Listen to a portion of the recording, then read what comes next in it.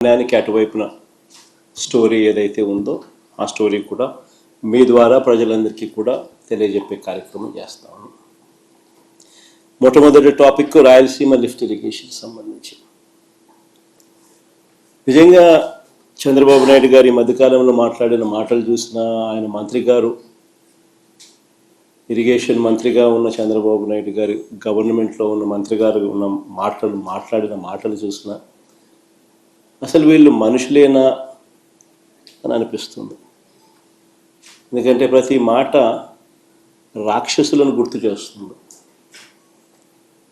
Rayalaseema lift irrigation పనులను ఆపేయాలి అని అంటూ ఏకంగా తెలంగాణ ముఖ్యమంత్రి గారు అసెంబ్లీలో క్లోజ్ డోర్ మీటింగ్లో తాను అడిగానని, తన మీద గౌరవంతో చంద్రబాబు గారు ప్రాజెక్టును ఆపేశారు అని ఏకంగా తెలంగాణ ముఖ్యమంత్రి తెలంగాణ నిండు అసెంబ్లీ సభలో వాళ్ళ రిలేషన్షిప్ గురించి, చంద్రబాబు నాయుడు గారు రాష్ట్రాన్ని ఎలా అమ్మకానికి పెట్టారు అన్న వాస్తవాల గురించి ఏకంగా రేవంత్ రెడ్డి గారు అన్న మాటలు నిజంగా ఇది చూసిన తర్వాత ఒకసారిగా రాష్ట్ర ప్రజలకు అందరికీ కూడా, రైతన్నలందరికీ కూడా, మరీ ముఖ్యంగా రాయలసీమ, నెల్లూరు ఈ ప్రాంతాలకు సంబంధించిన రైతులకు నిజంగా చంద్రబాబు నాయుడు అనే వ్యక్తి ఒక విలన్ క్యారెక్టర్ కింద కనిపిస్తుంది.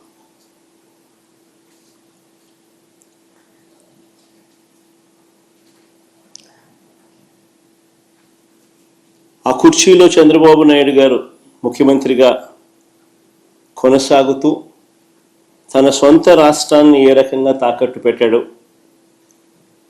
రాష్ట్ర ప్రజలను తన స్వార్థం కోసం ఏ రకంగా తాకట్టు పెడతా ఉన్నాడు అన్నదానికి రేవంత్ రెడ్డి స్టేట్మెంట్లు సాక్ష్యాలు. నిజంగా బహుశా భారతదేశ చరిత్రలో ఇలాంటి చరిత్రహీనుడు బహుశా ఎవరూ ఉండకపోయి ఉండొచ్చు.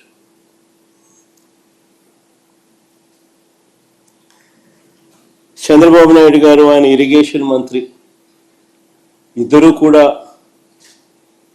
తెలంగాణ ముఖ్యమంత్రి అన్న మాటలను ఖండిస్తారు అని చెప్పి అందరం కూడా ఆశించాం. ప్రతి రైతు కూడా ముఖ్యమంత్రి ఈ స్థాయికి దిగజారిపోడు అని చెప్పి రైతు కూడా ఆశపడ్డాడు. కానీ ఆశ్చర్యం ఏమిటంటే చంద్రబాబు నాయుడు గారు తన ఇరిగేషన్ మంత్రితో తాను మాట్లాడించిన మాటలు, చంద్రబాబు నాయుడు గారు మాట్లాడుతూ ఉన్న మాటలు చూస్తే రాయలసీమ లిఫ్ట్ ఇరిగేషన్ స్కీమ్ అవసరం లేదు అంటూ వీళ్ళు మాట్లాడుతూ ఉన్న మాటలు చూస్తే రేవంత్ రెడ్డితో చంద్రబాబు నాయుడు గారికి ఉన్న రహస్య ఒప్పందానికి అధికార ముద్ర వేసినట్టే. కరెక్ట్గా రేవంత్ రెడ్డి కూడా ఇదే మాటలే మాట్లాడాడు. చంద్రబాబు నాయుడు కూడా ఆయన మంత్రి కూడా రాయలసీమ లిఫ్ట్ అవసరం లేదు అని అంటూ చంద్రబాబు నాయుడు బరి తెగించి మాట్లాడడం కూడా వాళ్ళిద్దరి మధ్య జరిగిన ఒప్పందానికి ఆమోద ముద్ర వేసినట్టే, అధికార ముద్ర వేసినట్టే. స్వలాభం కోసం ప్రజలకు ఎంతటి ద్రోహమైనా కూడా, ఎంతటి మోసమైనా చేయడానికి చంద్రబాబు నాయుడు అనే వ్యక్తి వెనకాడడు. తన స్వార్థం కోసం పిల్లనిచ్చిన మామను ఎన్టీ రామారావునైనా వెన్నుపోటు పొడుస్తాడు. తన స్వార్థం కోసం చంద్రబాబు నాయుడు జన్మనిచ్చిన సీమను కూడా ఏమాత్రం హెసిటేట్ చేయకుండా వెన్నుపోటు పొడుస్తాడు.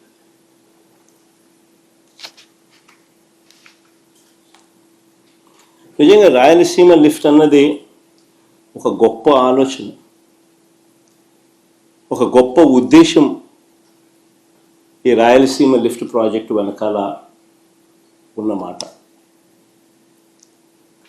కరువు కోరల్లో చిక్కుకొని ఉన్న రాయలసీమ ప్రాంతం,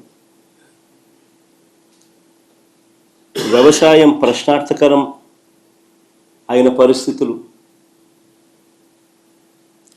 తాగడానికి మంచినీళ్ళు కూడా ఒక్కొక్కసారి దొరకని పరిస్థితి.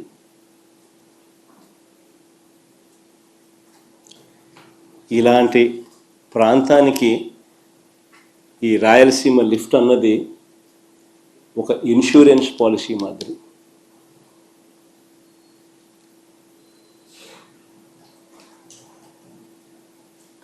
రాయలసీమకు, నెల్లూరుకు, చెన్నైకి ఇది సంజీవిని వంటిది.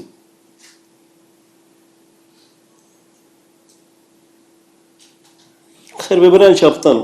అసలు అందరూ కూడా ఆలోచన చేయమని చెప్పి కోరుతా ఉన్నాను. ఎందుకనంటే ఇది ఆలోచన చేయదగ్గ అంశం కాబట్టి. శ్రీశైలం ఫుల్ కెపాసిటీ లెవెల్ 885 అడుగులు. శ్రీశైలం నుంచి రాయలసీమకు, నెల్లూరుకు, చెన్నైకి నీళ్లు ప్రవహించే పోతిరెడ్డిపాడు హెడ్ రెగ్యులేటర్ సిల్ లెవెలే, అంటే బాటమ్ మోస్ట్ లెవెల్ సిల్ లెవెలే 841 అడుగుల్లో ఉంది. సిల్ లెవెలే. ప్రస్తుతం ఉన్న పోతిరెడ్డిపాడు హెడ్ రెగ్యులేటర్ డిజైన్ చూస్తే పోతిరెడ్డిపాడు నుంచి ఫుల్ డిశ్చార్జ్ కెపాసిటీ 44 క్యూసెక్ల నీళ్లు కిందికి రావాలి అని అంటే నీళ్లు శ్రీశైలంలో 881 అడుగులు ఉంటే తప్ప ఫుల్ డిశ్చార్జ్లో 44,000 క్యూసెక్స్లు డిశ్చార్జ్ కిందికి రావు. నీళ్లు 841లో కేవలం 2,000 క్యూసెక్లు డిశ్చార్జ్ మాత్రమే బయటకు వస్తాయి. 854కు పోతే కేవలం 7,000 క్యూసెక్లు మాత్రమే డిశ్చార్జ్ బయటకు వస్తుంది.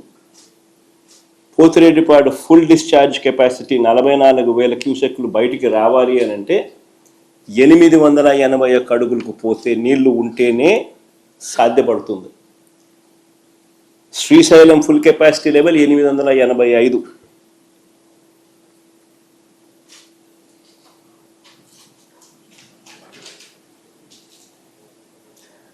పోతిరెడ్డిపాడు నుంచి దాదాపుగా 101 టీఎంసీలు కేటాయింపులు ఉన్నాయి మనకు. పోతిరెడ్డిపాడు దిగువన పోతిరెడ్డిపాడు నుంచి 101 టీఎంసీల కేటాయింపులు ఉన్నా సరే గడచిన 20 సంవత్సరాలలో కేవలం 3-4 సార్లు మాత్రమే కేటాయించిన మేరకు నీళ్లు కిందికి వచ్చాయి. ఇది వాస్తవం. అందరూ ఆలోచన చేయాల్సిన వాస్తవం ఇది. 20 సంవత్సరాలలో కేవలం 3-4 సార్లు మాత్రమే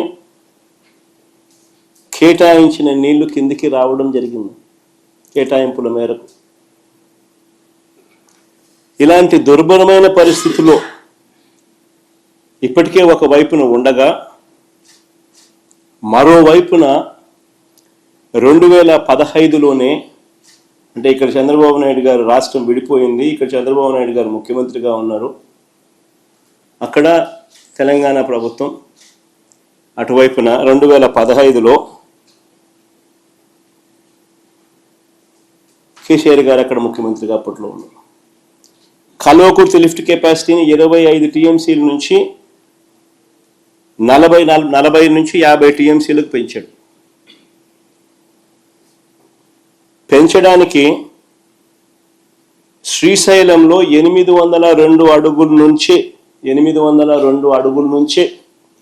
నీళ్లు డ్రా చేయడానికి పనులు చేపట్టారు. 802 అడుగుల నుంచి నీళ్లు డ్రా చేయడానికి పనులు మొదలుపెట్టారు అక్కడ తెలంగాణ గవర్నమెంట్. మరోవైపున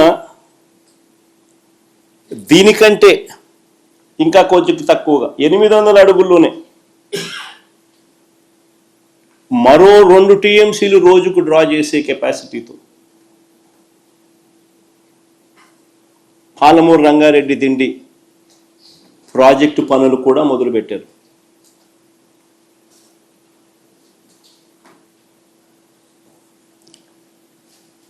ఇంకోవైపున 825 అడుగులకి ఎస్ఎల్బిసి నుంచి మరో 40 టీఎంసీలు తీసుకెళ్లే నిర్మాణ పనులు కూడా ఒకవైపున సాగుతూ ఉన్నాయి.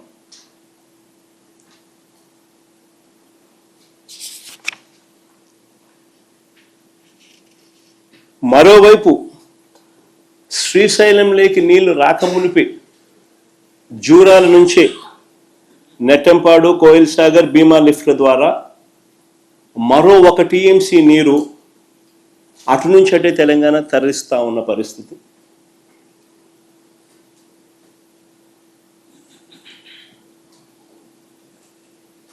ఇంకోవైపున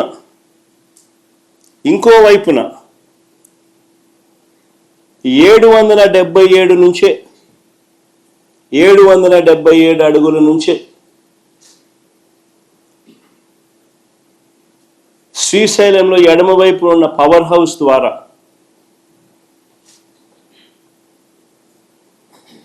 మరో 4 టీఎంసీల నీళ్లు రోజుకు ఇష్టం వచ్చినట్టుగా ఎడాపెడ పవర్ హౌస్ ఆపరేషన్స్తో తరలిస్తా నీళ్లు శ్రీశైలం నుంచి ఖాళీ చేస్తా ఉన్న పరిస్థితి. అంటే ఒకసారి గమనించమని అడుగుతా ఉన్నా. ఇప్పటికే పరిస్థితి ఎలా ఉంది అని అంటే 20 ఏళ్లలో పోతిరెడ్డిపాడు కింద 3-4 సంవత్సరాలు 20 సంవత్సరాలకు గాను 3-4 సంవత్సరాలు మాత్రమే అలకేటెడ్ కోటా కిందికి నీళ్లు దొరుకుతూ ఉన్న పరిస్థితి మధ్య ఈ ప్రాజెక్టులన్నీ ఇంకోవైపున కడతా ఉన్నారు. పవర్ హౌస్లో ఇష్టం వచ్చినట్టుగా పవర్ హౌస్ అనేది ఎందుకు ఆపరేట్ చేస్తారో కూడా అర్థం కాదమ్మా. ఒకవైపున రాష్ట్రంలో ఇటువైపున ప్రజలు అల్లాడుతూ ఉంటే నీళ్లు లేక, అటువైపున యథేచ్ఛగా పవర్ను 777 అడుగుల నుంచి 4 టీఎంసీ నీళ్లు శ్రీశైలం నుంచి ఖాళీ చేస్తూ పవర్ హౌస్ ఆపరేట్ చేస్తారు. రోజుకు 8 టీఎంసీల నీళ్లు ఈ లిఫ్ట్లు అయితేనేమి, ఈ పవర్ హౌస్ అయితేనేమి, పవర్ హౌస్ ద్వారా అయితేనేమి శ్రీశైలం నుంచి నీళ్లు ఖాళీ అవుతా ఉన్న పరిస్థితి. వీటి అన్నిటి ద్వారా రోజుకి 8 టీఎంసీల నీళ్లు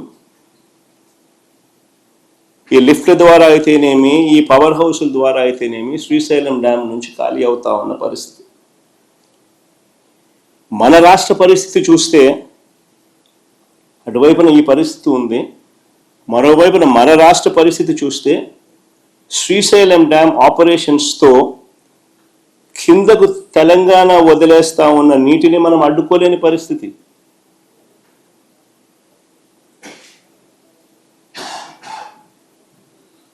కింద వాళ్ళ పవర్ హౌస్ లెఫ్ట్ బ్యాంక్ వాళ్ళ దగ్గర వాళ్ళ ఏరియాలో ఉంది. వాళ్ళు పవర్ హౌస్ వాళ్ళు పవర్ జనరేట్ చేయడం కోసం అత్యధిక ప్రాధాన్యత ఇస్తూ రాయలసీమ ప్రాంతంలో ఏమైతే ఏముందిలే, ఇంకో ప్రాంతంలో ఏమైతే ఏమవుతుందిలే అని అత్యంత ప్రాధాన్యత ఇస్తూ వాళ్ళు పవర్ హౌస్ ద్వారా ఇష్టం వచ్చినట్టుగా నీళ్లు 4 టీఎంసీలు నీళ్లు రోజు కిందికి డ్యామ్ను ఖాళీ చేస్తా ఉన్న పరిస్థితి మనం అడ్డుకోలేని పరిస్థితి. అటు నాగార్జున సాగర్ లెఫ్ట్ బ్యాంక్లో పవర్ హౌస్ కింద లెఫ్ట్ బ్యాంక్ ఆపరేషన్స్ మొత్తం వారి చేతుల్లోనే ఉన్నాయి. కింద కూడా left bank operations, left bank power house Nagarjuna సాగర్లో అవి కూడా వాళ్ళ చేతుల్లోనే ఉన్నాయి. అంతెందుకు మొన్నటి దాకా మన వైపున అంటే మన భూభాగంలో ఉన్న రైట్ బ్యాంక్ కెనాల్ ఆపరేషన్స్ కూడా వాళ్ళ చేతుల్లోనే ఉన్నాయి మొన్నటిదాకా. ఎన్నికలకు ముందు మళ్ళీ మనం వైఎస్ఆర్సీపీ ప్రభుత్వం ఉన్నప్పుడు వెనక్కి తీసుకున్నాం. తెలంగాణ ఎన్నికలు అయిపోయిన అయిపోయిన తర్వాత మన ఎన్నికలకు ముందు మనం వెనక్కి తీసుకున్నాం. అంతవరకు మన భూభాగంలో ఉన్న ఆపరేషన్స్ కూడా వాళ్ళ చేతుల్లోనే చంద్రబాబు నాయుడు గారు పెట్టారు.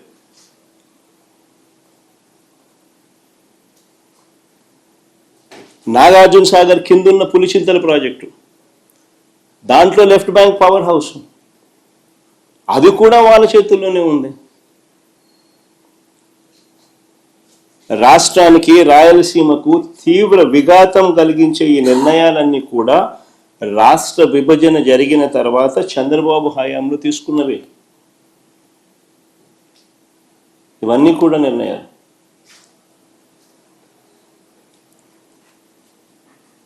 అటు చంద్రబాబు నాయుడు పరిస్థితి ఏంటి అంటే, ఓటుకు కోట్ల కేసులు, ఆడియో వీడియోలతో అడ్డంగా దొరికిపోయిన చంద్రబాబు నాయుడు గారు నోరు మెదపలేని పరిస్థితి, నోరు మెదపని పరిస్థితి. కానీ అప్పట్లోనే మన రాష్ట్ర హక్కుల కోసం ప్రతిపక్ష నేతగా నేను అప్పట్లోనే కర్నూలులో జలదీక్ష కూడా చేశాను. చంద్రబాబు గారి మౌనం వల్ల శ్రీశైలం ఎగువ భాగంలో తెలంగాణ చేపట్టిన లిఫ్ట్ ప్రాజెక్టులు 2019 వైఎస్ఆర్సీపీ ప్రభుత్వం వచ్చే నాటికే చకచకా పనులు జరుగుతూ ఉన్న పరిస్థితి.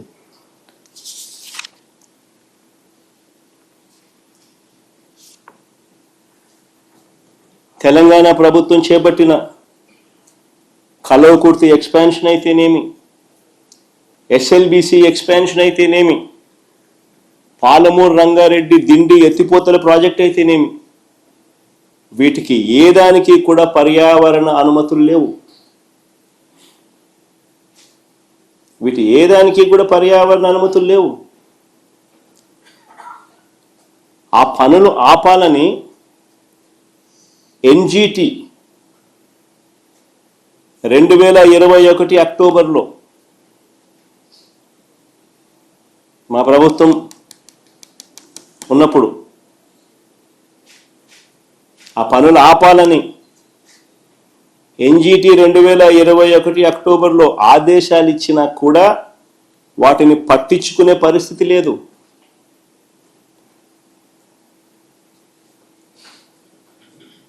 రెండు 2022లో ఎన్జిటి తెలంగాణకు 920 కోట్ల రూపాయల జరిమానా విధించింది.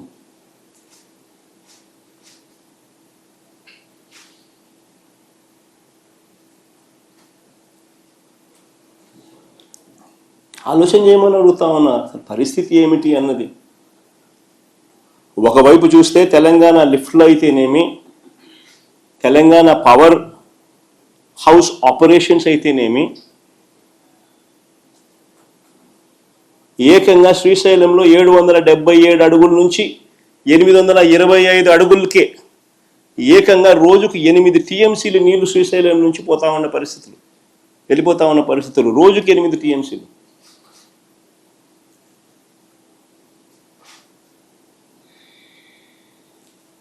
ఆంధ్ర రాష్ట్ర పరిస్థితి చూస్తే శ్రీశైలంలో మన పరిస్థితి ఏమిటి అని అంటే, ఫుల్ రిజర్వాయర్ లెవెల్ 881 అడుగులు అయితే 885 అడుగులు ఫుల్ రిజర్వాయర్ లెవెల్ అయితే, ఆంధ్ర రాష్ట్ర పరిస్థితి ఏంటంటే 834 అడుగుల్లో మల్యాల దగ్గర ఒక చిన్న లిఫ్ట్ 0.33 టీఎంసీ, 0.3 టీఎంసీ. ఇంకొక చిన్న లిఫ్ట్ 795 అడుగుల్లో ముచ్చుమరి దగ్గర ఇంకొక 0.33 టీఎంసీ. అంతే మన కెపాసిటీ. అక్కడ 8 టీఎంసీలు, ఇక్కడ మన కెపాసిటీ 0.6 టీఎంసీ కెపాసిటీ. అది కూడా 834, 795. 834లో 0.3 టీఎంసీ, 795లో 0.33 టీఎంసీ. ఇది మన capacity. Srisailam reservoir level full reservoir level 885, పోతిరెడ్డిపాడులో నుంచి డిజైన్ డిశ్చార్జ్ మేరకు నీళ్లు బయటికి రావాలి అని అంటే 881 అడుగులు ఉండాలి. నేను అడుగుతా ఉన్నా, మరి రోజుకు 8 టీఎంసీలు 777 నుంచి 825 అడుగులకే రోజుకి 8 టీఎంసీలు నీళ్లు శ్రీశైలం నుంచి ఖాళీ అవుతా ఉంటే ఎప్పుడు 881 అడుగులు వస్తుంది? ఎప్పుడు శ్రీశైలం నిండుతుంది? ఎప్పుడు నీళ్ళు వస్తాయి? ఎన్ని రోజులు వస్తాయి? మరి కిందున్న రాయలసీమ అయితేనేమి, నెల్లూరు అయితేనేమి, ఈ ప్రాంతాల పరిస్థితి ఏమిటి? ఇప్పుడున్న చంద్రబాబు నాయుడు అనే వ్యక్తి ముఖ్యమంత్రిగా ఉన్నాడు, చిత్తూరు జిల్లాలోనే పుట్టినాడు, కనీసం ఏ రోజన్నా ఆలోచన చేసినాడా పరిస్థితి ఏమిటి అని?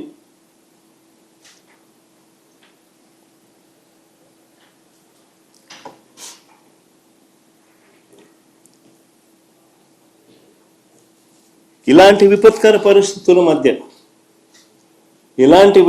పరిస్థితుల మధ్య మా ప్రభుత్వం అధికారంలోకి వచ్చిన తర్వాత 2019లో ఈ పరిస్థితిని చక్కబెట్టడం కోసం అడుగులు పడ్డాయి.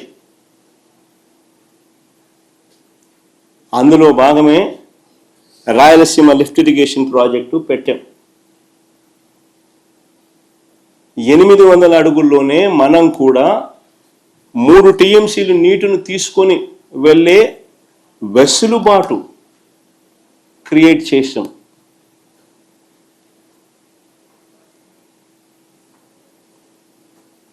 మనం కూడా 800 అడుగుల్లో 3 టీఎంసీల రోజుకు 3 టీఎంసీల కెపాసిటీ నీటిని తీసుకెళ్లే వెసులుబాటును మనం కూడా రాయలసీమ లిఫ్ట్ ద్వారా క్రియేట్ చేసే కార్యక్రమానికి శ్రీకారం చుట్టాం.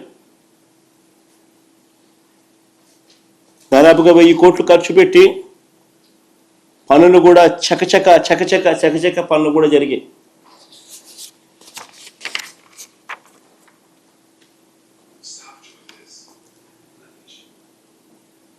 చంద్రబాబు నాయుడు గారు అనే వ్యక్తి మా ప్రభుత్వానికి పేరు వస్తుందని, ఈ ప్రాజెక్ట్ ఎక్కడ పూర్తవుతే ఎక్కడ జగన్కు మంచి పేరు వస్తుందేమో అని చంద్రబాబు నాయుడు గారు తన టీడీపీ కార్యకర్తల చేత దీన్ని అడ్డుకునే కార్యక్రమంలో భాగంగా కేసులు కూడా వేయించిన వ్యక్తి చంద్రబాబు నాయుడు. తెలుగుదేశం పార్టీ కార్యకర్తలతో వేయించినాడు. అది తెలంగాణ నుంచి వాళ్ళ ఏపీలా చంద్రబాబు నాయుడు వేయించినాడు. ఆయన తెలుగుదేశం కార్యకర్తలు. ఎంత దుర్మార్గుడో ఈ మనిషి చూడండి.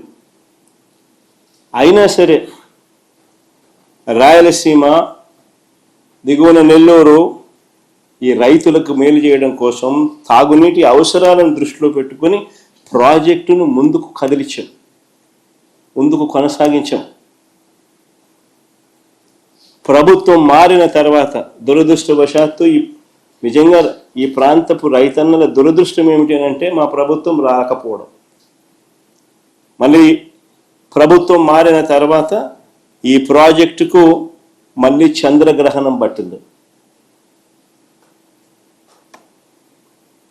రహస్య ఒప్పందం చేసుకుని రాష్ట్రానికి, రాయలసీమకు తీరని అన్యాయం చేశాడు చంద్రబాబు నాయుడు. కేవలం జగన్కి ఎక్కడ క్రెడిట్ వస్తుందో అని చెప్పి.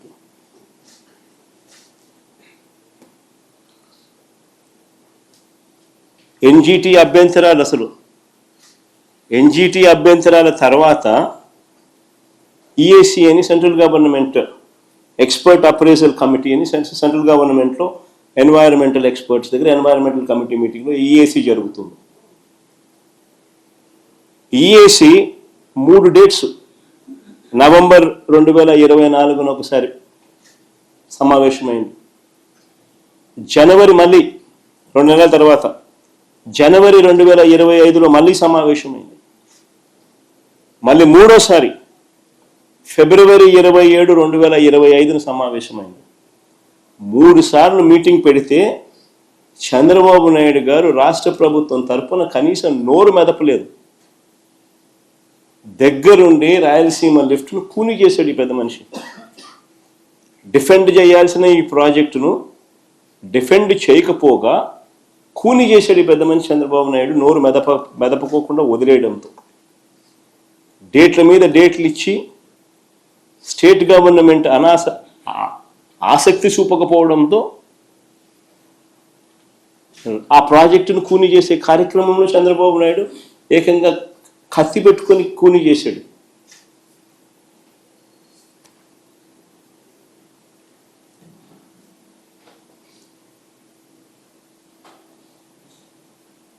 చంద్రబాబు నాయుడు గారు అసలు ఈ ప్రాజెక్టే వేస్ట్ అన్నట్టుగా తాను మాట్లాడతాడు, తన మనుషుల చేత మాట్లాడిస్తాడు. ఆశ్చర్యకరమైన మాటలు మాట్లాడతారు వీళ్ళు. అయ్యా చంద్రబాబు, నేను అడుగుతా ఉన్నా, ఆయన అంటాడు, ఆయన మంత్రి అంటాడు, శ్రీశైలం డెడ్ స్టోరేజ్లో ఉండేది 34 టీఎంసీలే, అందులో ఏపీ వాటా 22 టీఎంసీలే, దీనికోసం లిఫ్ట్ ఎందుకని చంద్రబాబు అంటాడు. అయ్యా చంద్రబాబు, నీవు అసలు మనిషివేనాయా? నీకు అసలు బుద్ధి జ్ఞానం ఉందా అని అడుగుతా ఉన్నా. డెడ్ స్టోరేజ్ సంగతి దేవుడు ఎరుగు. అటువైపున 777 అడుగుల నుంచి 825 అడుగులకే రోజుకి 8 టీఎంసీలు శ్రీశైలం నుంచి ఖాళీ అవుతా ఉన్నాయి. 881 అడుగులు ఎప్పుడు చేరుతాయి?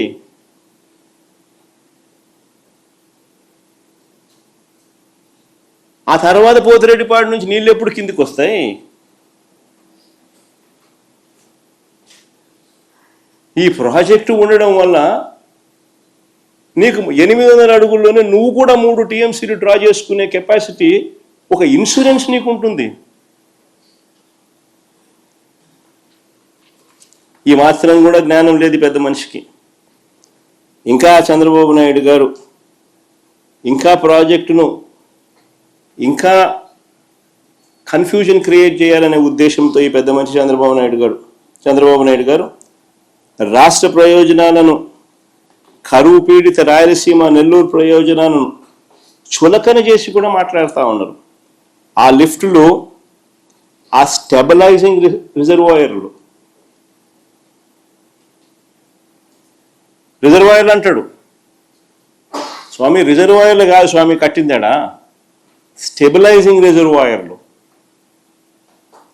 అవి కట్టకపోతే కుప్పంకు, చిత్తూరు జిల్లాకు తాగునీళ్ళు కూడా పోవు.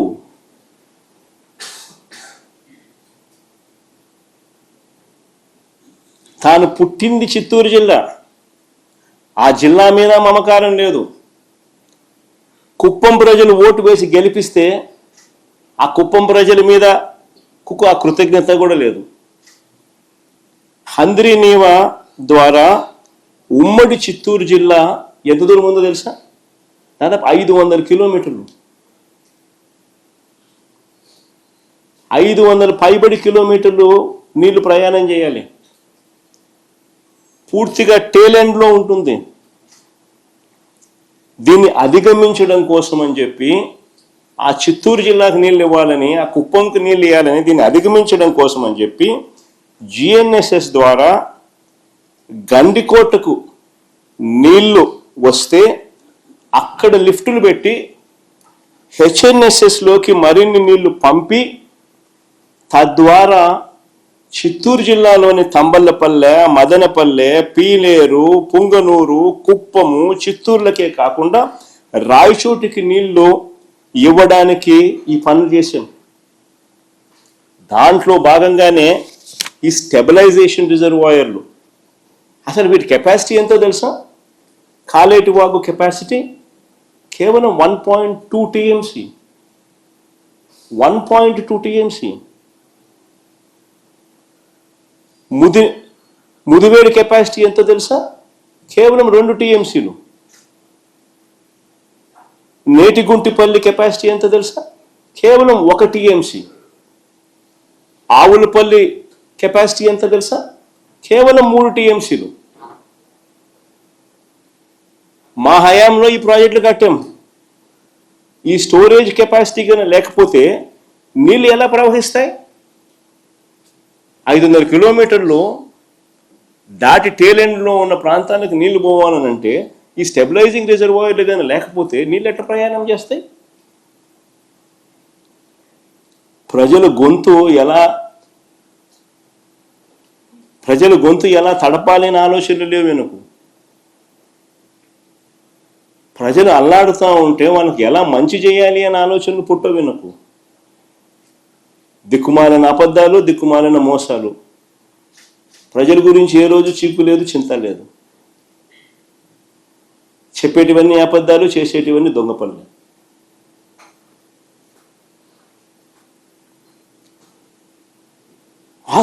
అసలు అందరూ కూడా గుర్తుపెట్టుకోవాల్సిన వాస్తవమైన విషయం ఏమిటో తెలుసా?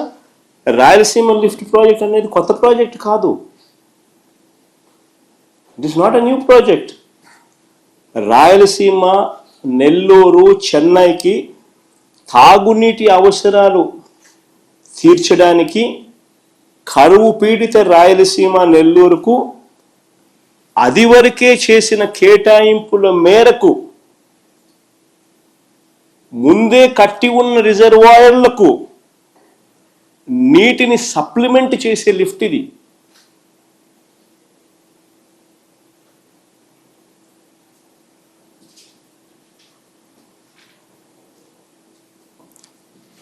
కృష్ణా నదిలో వరద వచ్చే రోజులు రోజుకు తగ్గిపోతా ఉన్నాయి. ప్రతి సంవత్సరం తగ్గుతూ ఉన్న పరిస్థితులు. 20-30 రోజుల కన్నా ఎక్కువ రాని పరిస్థితి. ఇప్పటికే పడిపోయిన పరిస్థితి. ఇలాంటి నేపథ్యంలో మరోవైపున చూస్తే రోజుకి 8 టీఎంసీలు నీళ్లు శ్రీశైలం నుంచి ఖాళీ అవుతా ఉన్న ఇంకో పరిస్థితి కనిపిస్తూ ఉంది. మరోవైపున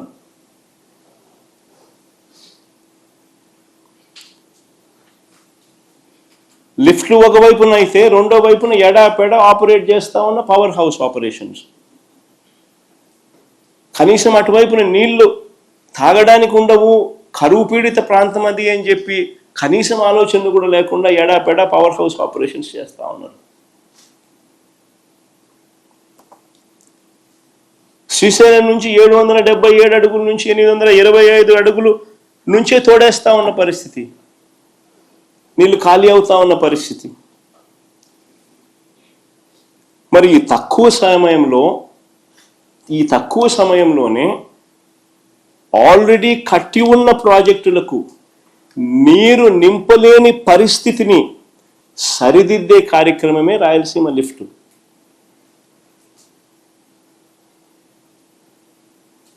ఎన్ని అధిగమించి ఇప్పుడే పరిస్థితి 20 రోజులు 30 రోజులు రావడంలో నీళ్లు. మరోవైపున ఈ పరిస్థితి రోజుకి 8 టీఎంసీలు నీళ్లు శ్రీశైలం నుంచి ఖాళీ అవుతా ఉన్న పరిస్థితి, అయ్యబోయే పరిస్థితి. మరి 20-30 రోజుల లోపల ఏ రకంగా నీళ్లు రాయలసీమ ప్రాజెక్టులకు అందుతాయి? దాన్ని సరిదిద్దే కార్యక్రమమే ఈ రాయలసీమ లిఫ్ట్. కొత్త రిజర్వాయర్లు ఏం లేవు దీంట్లో. ఉన్న రిజర్వాయర్లకు నీళ్ళు అష్యూర్డ్గా పోయి పంపించే కార్యక్రమమే ఈ ప్రాజెక్టు.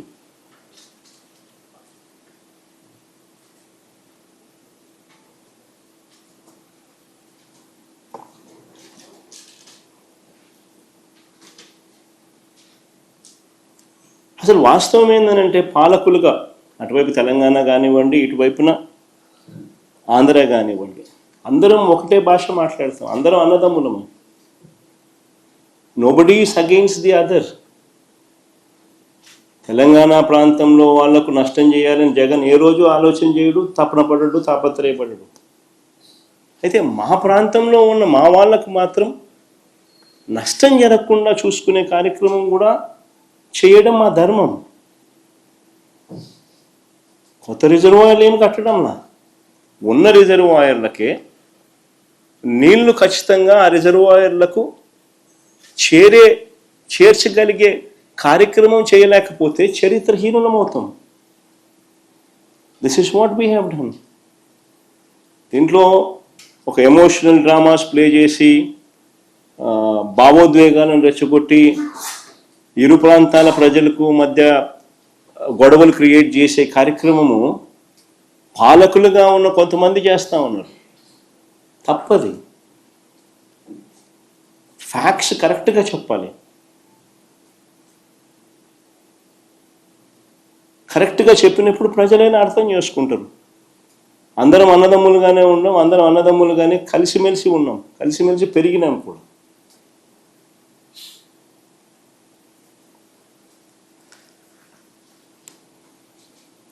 గతంలో కూడా రాయలసీమలో ఉన్న ఏ ప్రాజెక్టు కూడా పూర్తి వాడుకోలేని పరిస్థితి. ఆశ్చర్యం ఏంటంటే చంద్రబాబు నాయుడు గారు అనే వ్యక్తి ముఖ్యమంత్రిగా నా 40 years ఇండస్ట్రీ అంటాడు, 15 ఏళ్ళు ముఖ్యమంత్రి చేసినాడు, ఇప్పుడు మళ్ళా దాదాపు ఇప్పుడు 17 ఏళ్ళు అవుతుంది. అసలు ఇన్ని సంవత్సరాలు ముఖ్యమంత్రిగా చేసిన వ్యక్తి ఆశ్చర్యకరమైన పరిస్థితి ఏంటంటే రాయలసీమలో ఉన్న రిజర్వాయర్లను కనీసం ఫుల్ కెపాసిటీలో నీళ్లు నింపుకోలేని పరిస్థితి.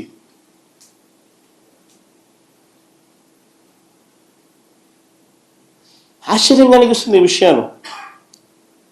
ఇదే పెద్దమని చంద్రబాబు నాయుడు గారు ప్యాకేజీలు విడగొడతాడు. జీవో నెంబర్ 22, జీవో నెంబర్ 63 అని చెప్పి డబ్బులు ఎత్తే దానికోసం జీవో జారీ చేస్తాడు. రేట్లు పెంచేసి నామినేషన్ పద్ధతిలో దోచుకునే కార్యక్రమాలు చేస్తాడు. వర్కులు ఇచ్చి పేరుకు రిజర్వాయర్లు ఉన్నాయి కానీ నీరు నింపలేని పరిస్థితి. మేము అధికారంలోకి వచ్చిన తర్వాత ఒక్కొక్కటిగా దీన్ని సరిదిద్దుతూ వస్తూ ఉన్నాం. మేము అధికారంలోకి వచ్చిన తర్వాతనే మొట్టమొదటిసారిగా దీన్ని సరిదిద్దే విధంగా అడుగులు పడ్డాయి. Telugu Ganga link canal 0 to 18 kilometers design discharge పంపించుకోలేని పరిస్థితి. 500 కోట్లు మేము ఖర్చు పెట్టి డిజైన్ డిశ్చార్జ్ మేరకు 15,000 క్యూసెక్లు దాంట్లో పంపించే విధంగా దాన్ని రిపేర్ చేసి ఆ 0 to 18 kilometers రిపేర్ చేసి తీసుకురాగలిగాం వాడుకలేకి. Telugu Ganga link canal, SRBC GNSS canal carrying capacities అంటే కెనాల్ క్యారీయింగ్ సామర్థ్యం రెండు కలిపి 30,000 క్యూసెక్లకు పెంచే పనులు మేము చేపట్టాం. నిప్పుల వాగు ద్వారా నెల్లూరు వరకు 30,000 క్యూసెక్లు వెళ్లేలా పనులు మేము చేపట్టాం. హెచ్ఎన్ఎస్ఎస్లో కేవలం 2,000 క్యూసెక్లు మాత్రమే వెళ్తూ అంటే మేము వచ్చాక కాలువ సామర్థ్యాన్ని 6,300 క్యూసెక్లకు పెంచే పనులకు మేము శ్రీకారం చుట్టాం. ఆవుకుటలలో ఫాల్ట్ జోన్ సమస్యను గత ప్రభుత్వాలు ఏమీ తీర్చలేకపోయాయి. మేము వాటిని అధిగమించి మొదటి టన్నెల్ ద్వారా 10,000 క్యూసెక్లు, రెండో టన్నెల్ కూడా పూర్తి చేసి మరో 10,000 క్యూసెక్లు నీళ్లు పంపగలిగాం. 2 టన్నెళ్లు పూర్తి చేయడానికి 260 కోట్ల రూపాయలు వాటర్ ఫుటింగ్ బేసిస్ మీద ఖర్చు పెట్టి కంప్లీట్ చేసినాం. అవుకులో 3వ టన్నెల్ పనులు కూడా మొదలుపెట్టాం. గండికోట రిజర్వాయర్ కెపాసిటీ 27 టీఎంసీలు, ఏ రోజు 15-14 టీఎంసీలు మించిపెట్టలా నీళ్లు. మేము వచ్చిన తర్వాత 1,000 కోట్లు R&R మీద డబ్బు ఖర్చు పెట్టి 27 టీఎంసీల ఫుల్ డిశ్చార్జ్ కెపాసిటీలో గండికోట నీళ్లు స్టోర్ చేసినాం. చిత్రావతి ప్రాజెక్టు ఏ రోజు ఫుల్ కెపాసిటీ 10 టీఎంసీల నీళ్లు ఏ రోజు స్టోర్ చేయలేదు. మేము వచ్చిన తర్వాత 280 కోట్లు ఖర్చు చేసి R&R పనులు పూర్తి చేసి 10 టీఎంసీల నీళ్లు మేము వచ్చిన తర్వాత పెట్టాం. బ్రహ్మం సాగర్ 17 టీఎంసీలు ఏ రోజు పెట్టలా. మేము వచ్చిన తర్వాత డయాఫ్రమ్ వాళ్ళు కొత్తది వేసి లీకేజ్ సమస్యను పూర్తి చేసి 90 కోట్ల రూపాయలు ఖర్చు చేసి 17 టీఎంసీలు బ్రహ్మం సాగర్లో నీళ్లు నింపాం. మేము వచ్చిన తర్వాతనే వెలుగొండలో 2 టన్నెళ్లు పూర్తి చేసి 2 దశాబ్దాల కలను మేము వచ్చిన తర్వాత నెరవేర్చి జాతికి అంకితం చేశాం. వెలుగొండ ప్రాజెక్టు ఇక మిగిలింది R&R పనులు, లైనింగ్ పనులు, అంతకని ఇంకేం మిగల.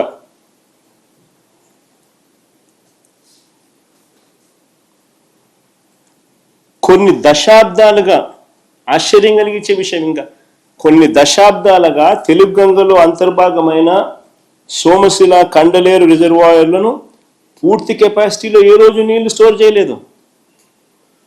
మేము వచ్చిన తర్వాత R&R పూర్తి చేసి సోమశిలలో 78 టీఎంసీలు, కండలేరులో 68 టీఎంసీలు మేము వచ్చిన తర్వాతనే నింపాం. 120 కోట్ల రూపాయలు ఖర్చు చేసి ఈ డ్యాముల్లో ఫుల్ కెపాసిటీని అచీవ్ చేసినాం. మేము వచ్చిన తర్వాతనే జరిగింది ఇది. మేము వచ్చిన తర్వాతనే దశాబ్దాలుగా పెండింగ్లో ఉన్న నెల్లూరు బ్యారేజు, సంగం బ్యారేజ్ పనులు పూర్తి చేసి ప్రారంభించాం. మేము వచ్చిన తర్వాతనే. అసలు అంతెందుకు, ఇక్కడి నుంచి కూతవేటు దూరంలో ఉంది పులిచింతల ప్రాజెక్టు. మేము వచ్చేదాకా ఆ ప్రాజెక్టులో ఫుల్ కెపాసిటీ ఏ రోజు స్టోర్ చేయలేదు. మేము వచ్చిన తర్వాత 200 కోట్ల రూపాయలు మేము ఖర్చు చేసి R&Rకి మేము ఖర్చు చేసి 45 టీఎంసీలు ఫుల్ కెపాసిటీ స్టోర్ చేసింది మా ప్రభుత్వంలోనే. ఇవన్నీ మా హయాంలో జరిగాయి. అసలు నిజంగా ఒక చిత్తశుద్ధి అనేది ఉండాలి. రైతులకు మంచి జరగాలంటే ఏం చేయాలి, ఎలా చేయాలి అని ఒక చిత్తశుద్ధి అనేది ఉండాలి. ఒక చిత్తశుద్ధి ప్రకారము అడుగులు వేస్తే, మనిషిలో సిన్సియారిటీ, కమిట్మెంట్ ఉంటే ఏదైనా కానీ దేవుడు ఆశీర్వదిస్తాడు, పనులు జరుగుతాయి. అవి చంద్రబాబు నాయుడుతో లోబడిన పరిస్థితులు, జగన్ ప్రభుత్వంలో కనిపించిన పరిస్థితులు అవే తేడా. రెండో సబ్జెక్ట్ లేకపోతాం, భోగాపురం ఎయిర్పోర్ట్. భోగాపురం ఎయిర్పోర్ట్ కూడా నిజంగా చూస్తే చంద్రబాబు మరో క్రెడిట్ చోరీ చేయడానికి పడరాని పాటలు పడతా ఉన్నాడు. భోగాపురం ఇంటర్నేషనల్ ఎయిర్పోర్ట్ స్టోరీ కూడా చూస్తే అసలు క్రెడిట్ చోరీ అన్నది చేయడం కోసం ఎన్ని పడరాని పాటలు పడతా ఉన్నాడు చంద్రబాబు నాయుడు అన్నదానికి ఇది ఇంకొక ఎగ్జాంపుల్. వాస్తవంగా చంద్రబాబు నాయుడు గారు ఈ భోగాపురం ఎయిర్పోర్ట్, ఇంటర్నేషనల్ ఎయిర్పోర్ట్ పేరుతో పెద్ద ఎత్తున భూదోపిడీకి ప్లాన్ చేసినాడు ఈ పెద్ద మనిషి ఆయన హయాంలో. మీ అందరికీ కూడా గుర్తుండే ఉంటుంది, 2014 నుంచి 19 మధ్యలో ఆయన ముఖ్యమంత్రిగా ఉన్నప్పుడు మొదట ఈ ఎయిర్పోర్టుకు 15,000 ఎకరాలు కావాలన్నాడు. అందరికి గుర్తుండే ఉంటుంది. ఎయిర్పోర్ట్ కేంద్రానైనా 15,000 ఎకరాలు ఏంద్రానైనా అని చెప్పి ప్రజలు విస్తుపోయినారు. తర్వాత 5,000 ఎకరాలు అన్నాడు. మన ఎయిర్పోర్ట్ కేంద్రానైనా 5,000 ఎకరాలు ఏంద్రానైనా అని చెప్పి నిజంగా ప్రజలు, ఈ మనిషి చిత్తశుద్ధిని ప్రజలు సీరియస్గా శంకించి ఏకంగా ఈ ప్రాజెక్టుకు వ్యతిరేకంగా 130 కోర్టు కేసులు ఫైల్ అయినాయి.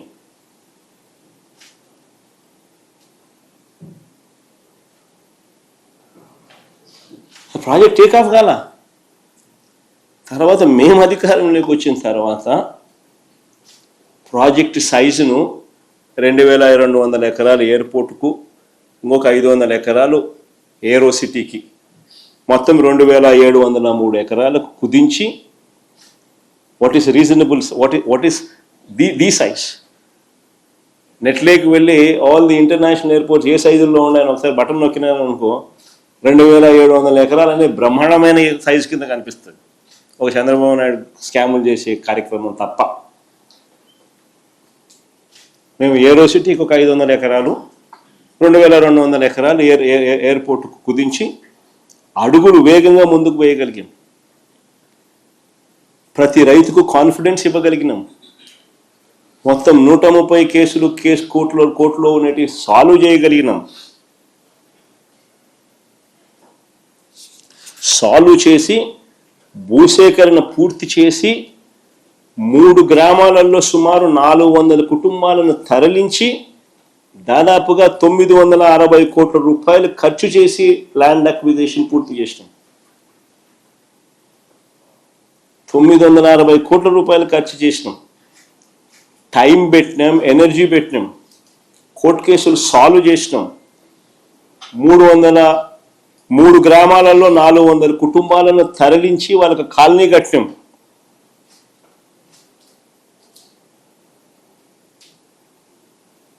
ల్యాండ్ అక్విజిషన్ మా హయాంలో జరిగింది. ఇది చేయడమే కాదు, ఈ పనులు చేపట్టడానికి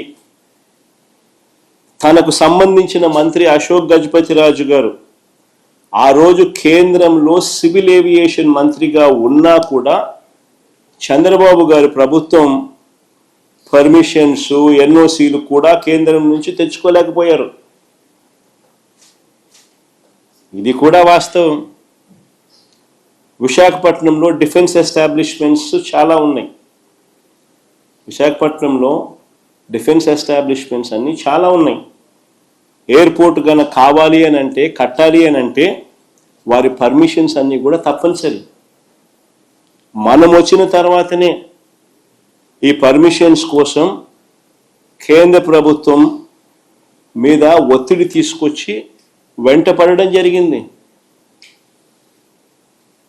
ప్రధాని గారిని నేనే స్వయంగా కలిసి లేఖలు ఇవ్వడమే కాకుండా రిక్వెస్ట్ కూడా పలుమార్లు చేయాల్సి వచ్చింది.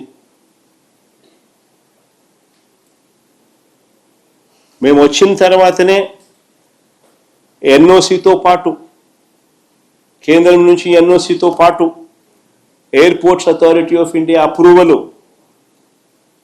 BCAS అప్రూవల్ అంటే bureau of civil aviation security approval, ministry of defence approval, ministry of civil aviation approval, environmental clearance,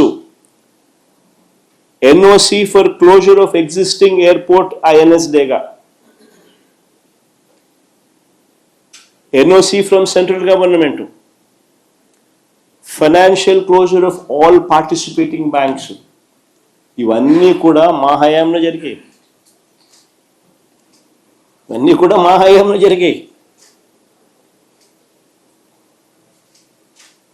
YSRCP ప్రభుత్వం అధికారంలో ఉన్నప్పుడు జరిగాయి.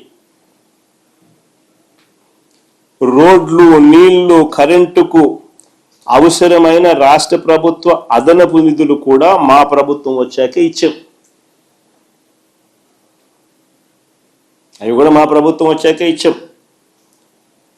చివరికి కోవిడ్ లాంటి కష్టాలు ఎన్నున్నా కూడా అన్నీ దాటుకుని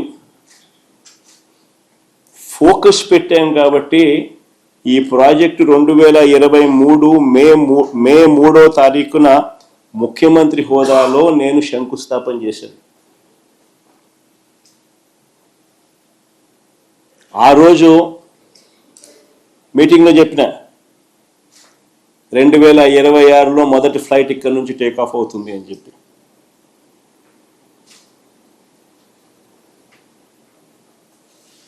అంతేకాదు, ఎయిర్పోర్ట్ ఒక వైపున కడతా ఉన్నప్పుడు ఎయిర్పోర్ట్ కనెక్టివిటీ రోడ్డు కూడా ఈక్వల్లీ ఇంపార్టెంట్. దాని గురించి కూడా అప్పట్లో మేము ఆలోచన చేసినాం. సిటీ నుంచి ఎయిర్పోర్టుకు 55 కిలోమీటర్లు కనెక్టివిటీ రోడ్డు, 77 మీటర్ల వెడల్పుతో 6 లేన్ రోడ్డు మా హయాంలోనే. అది ప్లే చేయండి ఒకసారి, గడ్కరీ గారిని ఒకసారి పిలిపించి ఆయన ఏమన్నాడు ఒకసారి వినండి. From the Chief Minister, మొదటి నుంచి పెట్టు. that is the making of 6 lane Vizag Port Highway మొదటి నుంచి పెట్టు. and NS16 near Bhogapuram. The important demand from the Chief Minister is with me. That is the making of 6 lane Vizag Port Highway and NS16 near Bhogapuram. The length is 55 kilometer, cost is 6,300 crore, and state is going to contribute for land and giving me some concession. I already request the Chief Minister and the Chief Secretary. They have given me the letter and also 157 acre of land for multimodal logistic park they are giving. From my ministry, I am sanctioned this important project, which is very important for Andhra Pradesh and dream project of Honorable Chief Minister. Many times he requests me about this proposal. Today I am happy that we are sanctioning this project. Connectivity road కూడా కేంద్ర మంత్రి గారిని పిలిపించి ఆయనతో sanction చేయించి ఆ ప్రాజెక్టును కూడా ఆయనే ముఖ్యమంత్రి గారి డ్రీమ్ ప్రాజెక్ట్ అని చెబుతూ అనౌన్స్మెంట్ చేసిన దాఖలాలు. ఆశ్చర్యం ఏందనంటే క్రెడిట్ తీసుకోవాలని ఇంత తాపత్రయపడతా ఉన్న వీళ్ళు అసలు ఆ ప్రాజెక్టులో ఆ రోడ్డు దాని తర్వాత అడుగులు ముందుకేలా మన ప్రభుత్వం పోయిన తర్వాత ఈ 2 ఏళ్లలో వీళ్ళు వచ్చిన తర్వాత దాన్ని పర్సూ చేసుకొని అదేదో ఆ ఎయిర్పోర్ట్ అయ్యే టయానికి ఈ రోడ్డు కూడా కంప్లీట్ కావాలన్న మినిమం ధ్యాస కూడా వీళ్ళకి లేదు. ఈరోజు ఎయిర్పోర్ట్ కంప్లీట్ అవుతా ఉంది, నెలలో బహుశా ఫ్లైట్స్ కూడా టేక్ ఆఫ్ అవుతాయి. పరిస్థితి చూస్తే రోడ్డు కనెక్టివిటీ కుంటు రోడ్డే ఇప్పటికి అయిపోయిండాలి. మామూలుగా అయితే ఆ స్టేజ్ నుంచి 2 సంవత్సరాల టైం ఉన్నది చంద్రబాబు నాయుడుకు. ఈ ప్రాజెక్టు ఒకవైపున చకచకా పనులు జరుగుతూ ఉన్నాయి, ఓ పక్క రోడ్డు మీద కూడా ధ్యాస పెట్టిందంటే ఇది అయిపోయే లోపల అది కూడా అయిపోయి ఉండేది. కనీసం ఆ పని కూడా పర్సూ కూడా చేయలే. కానీ చంద్రబాబు నాయుడు గారు ఏమంటాడు, క్రెడిట్ చోరీ. తాను తన సివిల్ ఏవియేషన్ మినిస్టరు వీళ్ళ వల్లనే వచ్చింది అన్నట్టుగా బిల్డప్. అది వీళ్ళు ఏం చేసినారు? అది వీళ్ళు ఏమన్నా చేసినారా? ఒక పర్మిషన్ తెచ్చినారా? ల్యాండ్ అక్విజిషన్ చేసినారా? కనీసం జరగాల్సిన పనులన్నా చేయించినారా? కనీసము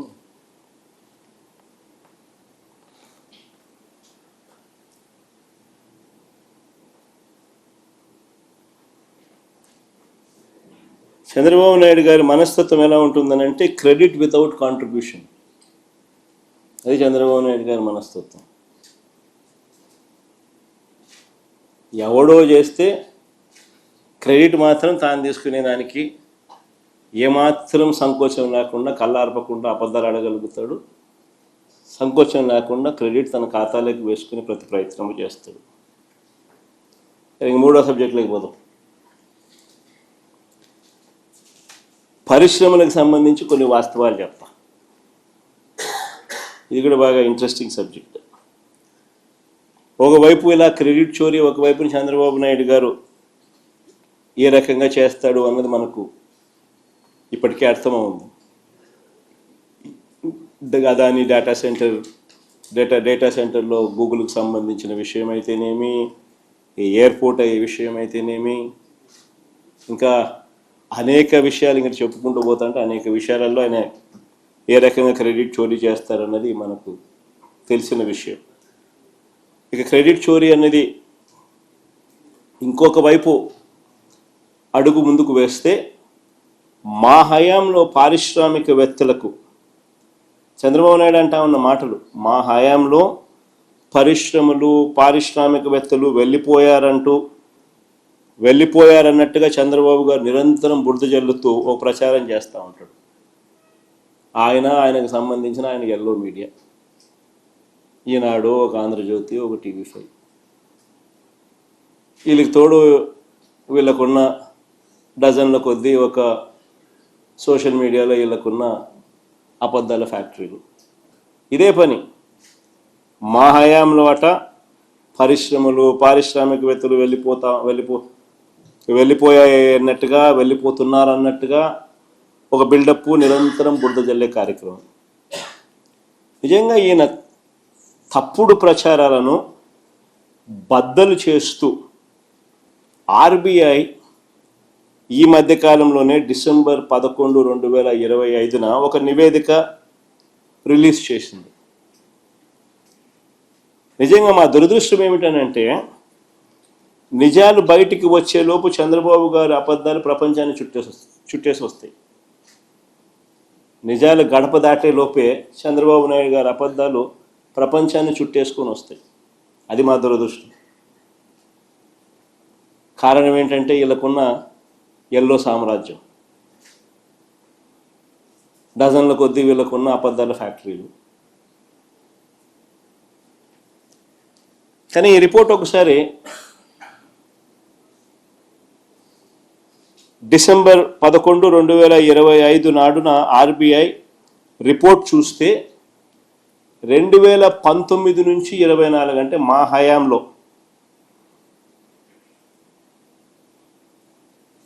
మ్యానుఫ్యాక్చరింగ్ సెక్టర్లో జీబీఏని ఒకసారి గమనిస్తే, జీబీఏ అంటే గ్రాస్ వాల్యూ యాడెడ్, అంటే స్థూల ఉత్పత్తులు, రాష్ట్రంలో ఉత్పత్తి అయిన వాల్యూ, స్థూల ఉత్పత్తుల వాల్యూ. జీబీఏకు మామూలుగా ట్యాక్స్లు యాడ్ చేస్తే మైనస్ సబ్సిడీస్ చేస్తే జీడిపి అవుతుంది, జిఎస్డిపి అవుతుంది. సో గ్రాస్ వాల్యూ యాడెడ్ కన్నా ఒకసారి చూస్తే మ్యానుఫ్యాక్చరింగ్ సెక్టర్లో తయారీ అయిన వస్తువుల వాటి విలువ ఒకసారి చూస్తే మా 5 ఏళ్ల కాలంలో తయారీ రంగంలో అంటే మ్యానుఫ్యాక్చరింగ్ సెక్టర్ గ్రోత్లో దేశంలోనే 5వ స్థానం ఆంధ్రప్రదేశ్. అంతేకాదు సౌత్ ఇండియాలోనే నెంబర్ 1 స్థానం ఆంధ్రప్రదేశ్ మ్యానుఫ్యాక్చరింగ్ గ్రోత్లో. చూడండి ఒకసారి, ఆంధ్ర రాష్ట్రం 11.12% గ్రోత్ రేట్తో దేశంలో 5వ స్థానంలోనూ, సౌత్ ఇండియాలో మొదటి స్థానంలోనూ ఉంటే, దేశం మ్యానుఫ్యాక్చరింగ్ జీవీఏ యావరేజ్ దేశం మొత్తం మీద సగటు యావరేజ్ 6.87 మాత్రమే ఉంటే, ఆంధ్ర రాష్ట్రంలో 11.12% నమోదు చేయడమే కాకుండా మ్యానుఫ్యాక్చరింగ్ జీవీఏలో దేశంలోనే 5వ స్థానం, సౌత్ ఇండియాలో మొదటి స్థానం గ్రోత్, మ్యానుఫ్యాక్చరింగ్ సెక్టర్ గ్రోత్ ఈ జీబీఏ. ఇంకొకటి కూడా చూడండి, అంతేకాదు 5 ఏళ్లలో పారిశ్రామిక రంగం వృద్ధి రేటు, అంటే ఇక్కడ కూడా ఇండస్ట్రీ జీవీఏ చూద్దాం. ఇండస్ట్రీ సెక్టర్ గ్రోత్, పారిశ్రామిక రంగం వృద్ధి rate, industry GVA, industrial sector growth రేట్లో కూడా దేశంలో ఏపీ 5వ స్థానం, సౌత్ ఇండియాలో ఏపీ ఫస్ట్ స్థానం, నెంబర్ 1 స్థానం. దేశం సగటు 8.96 అయితే ఆంధ్ర రాష్ట్రం సగటు 11.14% industry GBA growth in industry GBA. South ఇండియాలోనే హైయెస్ట్, దేశంలో 5వ స్థానం. ఇది వాస్తవం. కానీ చంద్రబాబు నాయుడు గారు ఏమంటారు, ప్రతిరోజు ఆయనకు ఒక పైశాచిక ఆనందం, మాపై టన్నుల కొద్దీ బురద వేస్తూనే ఉంటాడు. అసలు వాస్తవం ఏమిటంటే చంద్రబాబు నాయుడు గారి హయాంలో పారిశ్రామికవేత్తలు బెదిరిపోతా ఉన్న సంగతి వాస్తవం. చంద్రబాబు నాయుడు గారి హయాంలోనే పారిశ్రామికవేత్తలు బెదిరి పారిపోతా ఉన్నారన్నది ఎంత వాస్తవము అనంటే, సజ్జన్ జిందాల్ పేర్లు చెప్తా రాసుకోండి, ఎవడెవడు బెదిరి పారిపోతా ఉన్నారు చంద్రబాబు నాయుడు గారి హయాంలో ఈయన దెబ్బకు. Sajjan Jindal, Aurobindo, my home cements, Shree cements, Ramco cements, Dalmia cements, Bharathi cements, UB, Siddhi Sai వీళ్ళందరూ చంద్రబాబు నాయుడు గారి హయాంలో పరిశ్రమలు పెట్టిన పరిశ్రమలను ఇబ్బందులు ఎదుర్కొంటా ఉన్న పరిస్థితులు, భయభ్రాంతులకు లోన్ చేస్తూ ఉన్న పరిస్థితులు. అసలు రాష్ట్రంలో ఏ ఇండస్ట్రీ అయినా చూసుకోండి, ఏ జిల్లా అయినా చూసుకోండి, వీళ్ళకి గన కప్పం కట్టకపోతే ఎవరైనా పరిశ్రమ నడిపే పరిస్థితి ఉందా? నేను రాసిస్తా. ఏ జిల్లా అయినా తీసుకోండి, ఏ పరిశ్రమ అయినా తీసుకోండి, వీళ్ళకి గన కప్పం కట్టకపోతే ఆంధ్ర రాష్ట్రంలో పరిశ్రమ నడిపే పరిస్థితి ఉందా? ఇది వాస్తవం.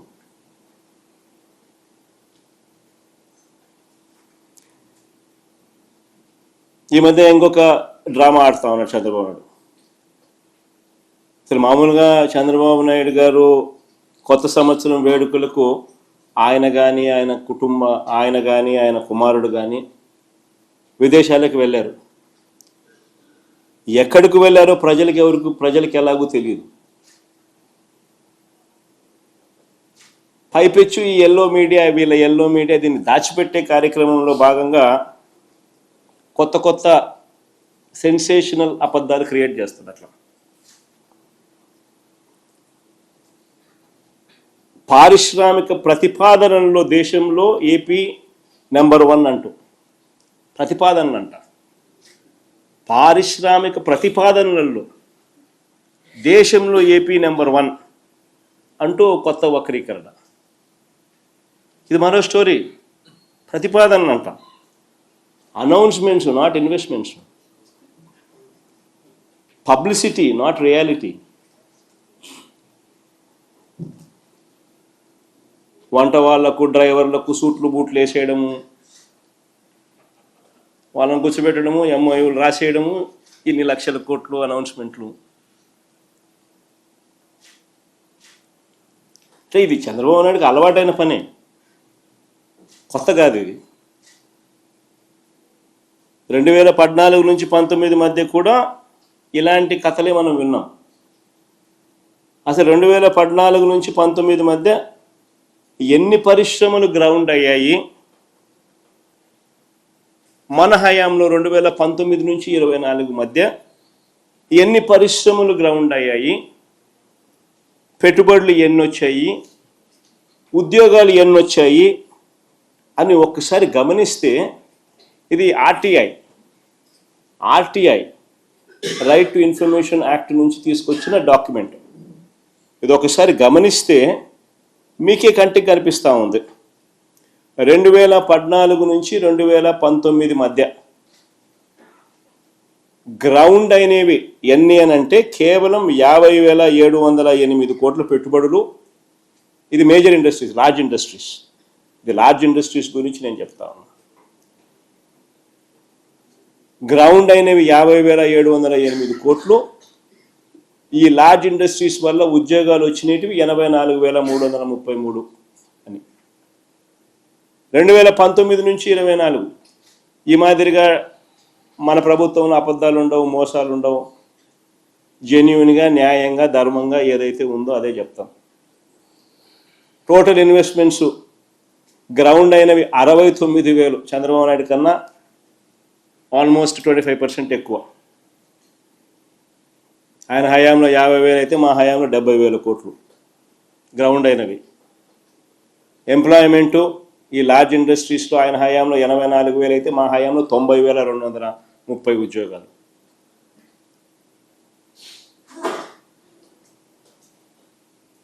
ఎంఎస్ఎంఈలు చూద్దామా?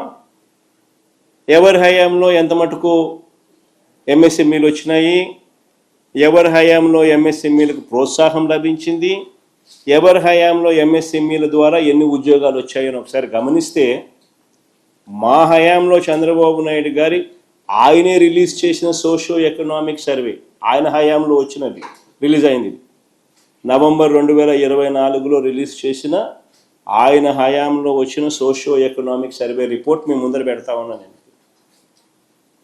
ఎంఎస్ఎంఈ సెక్టార్లో మా హయాంలో 5 సంవత్సరాలలోనే 32,79,770 ఉద్యోగాలు వచ్చినాయి. మేం చెప్పేది కాదు ఇది. చంద్రబాబు నాయుడు గారి హయాంలో 2024 నవంబర్లో ఆయన రిలీజ్ చేసిన సోషియో ఎకనామిక్ సర్వే రిపోర్ట్.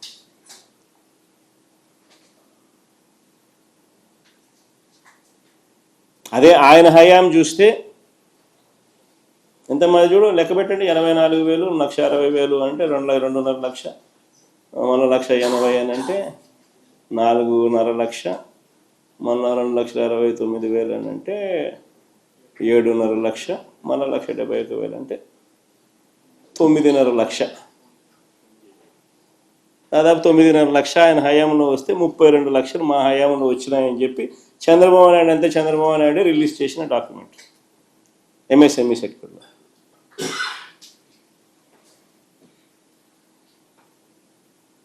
మరి ఇప్పుడు చెప్పండి, ఎవరి హయాంలో విధ్వంసం, ఎవరి హయాంలో పారిశ్రామికవేత్తలు భయపడతా ఉన్నారు, ఎవరి హయాంలో పారిశ్రామికవేత్తలకు ఊరట భరోసా లభించింది?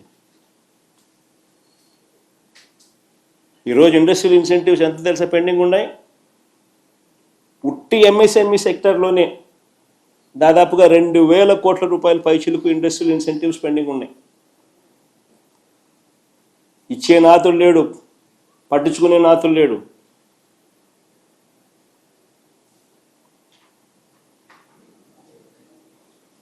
పరిస్థితి ఏమిటి అని అంటే, మొత్తం ఇండస్ట్రియల్ ఇన్సెంటివ్స్ చూస్తే దాదాపుగా 7-8 వేల కోట్ల పైన ఉంటాయి పెండింగ్. పరిస్థితి ఏమిటి అని అంటే 2 బకెట్లు పెట్టినారంట. ఒక బకెట్ అంట 30% ఎవరు కమిషన్ ఇస్తే వాళ్ళ పేరు పెడతారంట. రెండో బకెట్ అంట న్యూట్రల్గా కనపడడానికి కేవలం 20% ఇస్తారంట. 20% మాత్రం పెడతారంట న్యూట్రల్గా కనపడడానికి. కొంతమందిని సెలెక్ట్ చేస్తారంట, వాళ్ళని పెడతారంట, వాళ్ళకు ఒక 20% టోటల్ అమౌంట్లు ఇస్తారట. ఇది జరుగుతూ ఉన్న స్కీమ్ ఆంధ్ర రాష్ట్రంలో. ఏమొస్తాయండి పరిశ్రమలో? ఇండస్ట్రియల్ ఇన్సెంటివ్స్లోనూ డబ్బులు ఎత్తలు మొదలు పెడితే.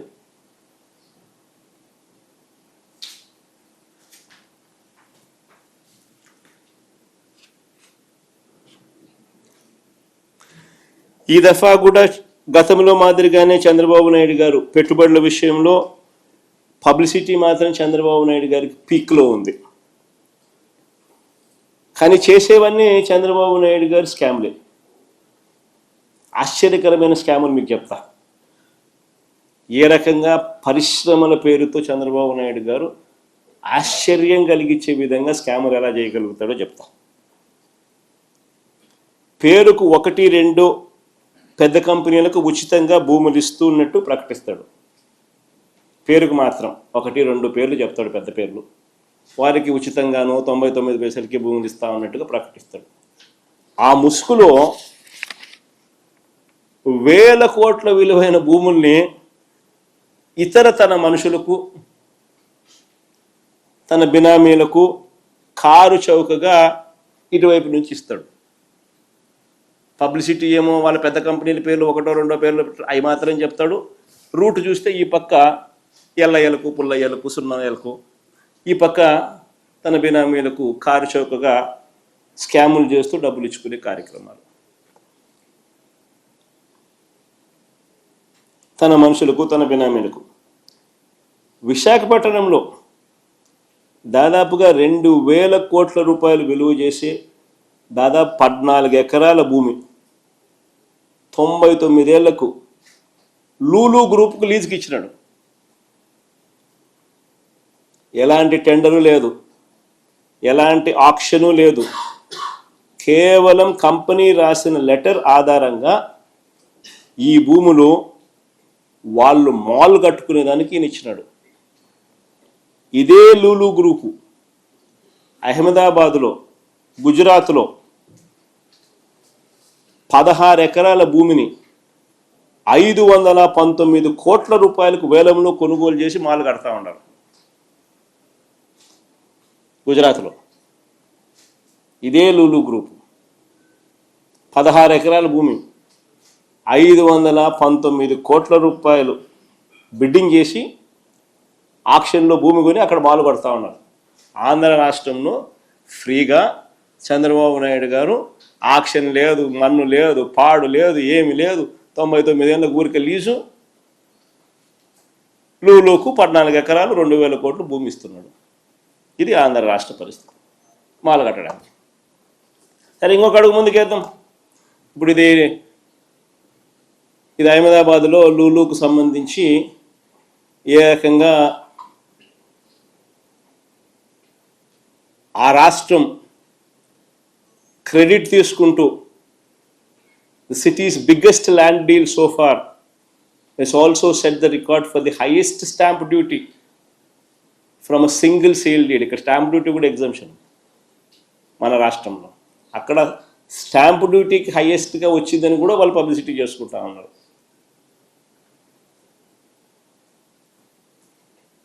దాదాపుగా 16 ఎకరాల భూమి లూలు గ్రూపుకు షాపింగ్ మాల్ కట్టడానికి 519 కోట్ల రూపాయలు ఆక్షన్లో పాడి 31 కోట్లు స్టాంపు డ్యూటీ కూడా కట్టారు అని.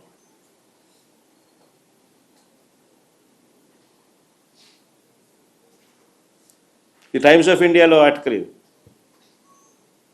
ఎవరైనా కావాలంటే సార్ చూసుకోండి. తర్వాత ఇంకొకటి Satva group, Kapil group, ANSR group, ఇటువంటి రియల్ ఎస్టేట్ కంపెనీలు, ఈ కంపెనీలకు భూముల కేటాయింపులో కూడా ఎలాంటి యాక్షన్లు లేవు. పక్కన తెలంగాణలో చూస్తూ ఉంటే యాక్షన్ కనపడతాయని 170 కోట్లు ఎకరాకు పోయిందని, గుజరాత్లో ఆక్షన్లలో కనపడతా ఉన్నాయి ఇంత డబ్బులు సంపాదిస్తున్నారని ఆక్షన్లలో ల్యాండ్లు. మన రాష్ట్రంలో మాత్రం రియల్ ఎస్టేట్ కంపెనీలకు సత్వా, కపిల్, ఏఎన్ఎస్ఆర్ ఇటువంటి రియల్ ఎస్టేట్ కంపెనీలకు భూముల కేటాయింపులో ఎటువంటి యాక్షన్స్ లేవు. ఈ ఒప్పందాలు ఒకసారి చూస్తే ఈ సత్వాకు కానీ, కపిల్కి కానీ, ఏఎన్ఎస్ఆర్కి కానీ ఎకరా 50 కోట్లు విలువ చేసే భూములు వీళ్ళకు కేవలం 1.5 కోటికి ఇచ్చినారు. ఎకరా 50 కోట్ల రూపాయలు విలువ చేసే భూములు కేవలం 1.5 కోటికి ఇచ్చినారు.